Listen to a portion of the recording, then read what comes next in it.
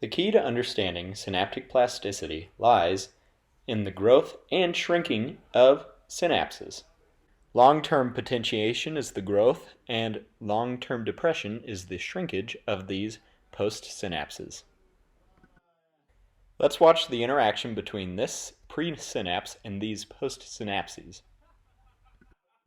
In our example, the presynapse on the left will deliver a joke. The joke is a neurotransmitter. If a postsynapse laughs, it is receiving the joke and successfully laughing, which is code for an action potential. The presynapse will deliver one kind or one set of neurotransmitters. And I said, "That's not a crocodile, that's my wife!" Not very funny. What?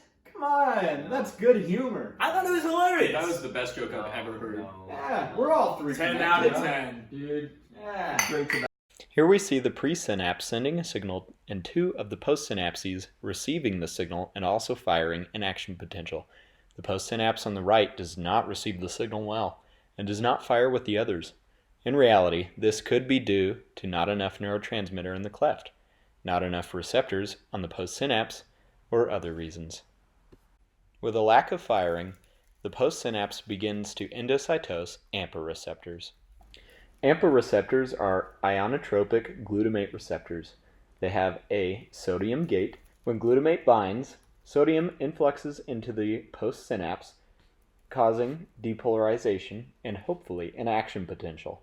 When AMPA receptors are endocytosed, the postsynapse loses the receptors that allow action potentials, making it harder to fire. If the postsynapse stops firing frequently enough, not enough calcium enters the cell. When there's not enough calcium, long-term depression begins to shrink the postsynapse. The physical size of a postsynapse is correlated with the amount of receptors in the membrane. Here we can see long-term depression setting in for this postsynapse as it no longer wants to communicate with other neurons. He is withdrawn, tiny, and lacking functionality. He has become a silent synapse. Hey, you want to go to Joe's party? Joe who? Joe Mama! NMDA receptors are responsible for the influx of calcium. NMDA receptors are naturally blocked by a magnesium atom, represented by the potato. When a neurotransmitter is delivered, the joke, and an action potential occurs, laughter, then the magnesium is allowed to leave and the pore is open for sodium and calcium to enter. With enough calcium, a cascade allows for growth.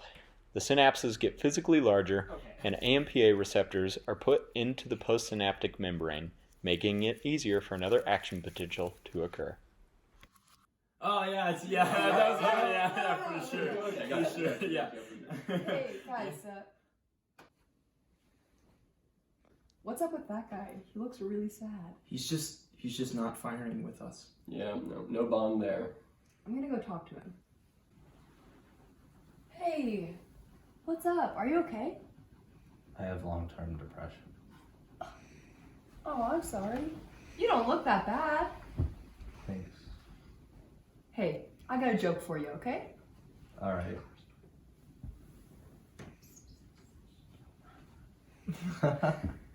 Yeah! Oh, that wasn't too bad. Here we see a silent synapse begin to be reformed back into a functional synapse. The connection between these two will grow if they continue to fire together. There are several reasons why LTP and LTD are a good fit for memory storage. 1. The change in synaptic strength is specific to one connection. Nearby dendrites will not be affected by the change in adjacent synapses. To grow. As much room as you can get! The associativity means that the synapses, when more firing occurs, are going to grow even larger than if they are firing less frequently. Yo mama! Yo dada!